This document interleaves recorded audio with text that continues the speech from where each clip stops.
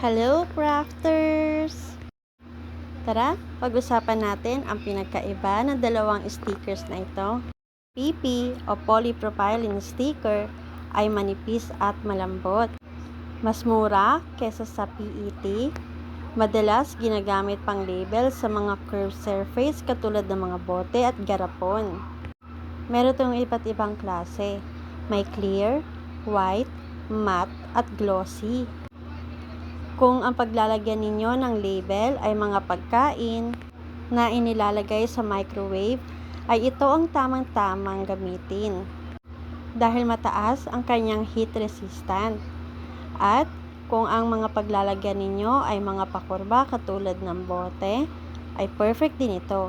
Pero paalala lang po, ito ay hindi maaari sa outdoor. Perfect lamang po ito sa mga indoor products.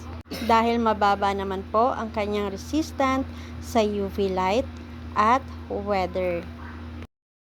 Ang sunod naman ay ang PET o polyethylene terephthalate sticker. Ito naman ay matigas at makapal. Mas mahal kesa sa PP sticker. Pero mas premium naman itong tignan at mas matibay. Unlike sa PP sticker, ang PET ay mataas ang resistant sa UV light at pabago-bagong panahon katulad ng malamig at mainit.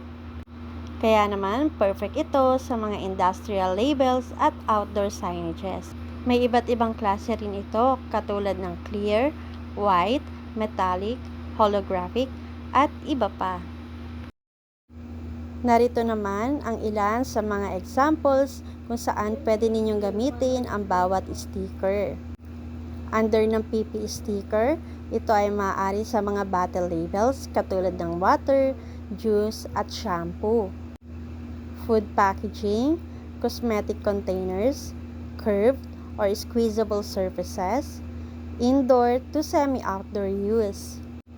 Under naman ng PET, ito ang mga pwede ninyong paggamitan.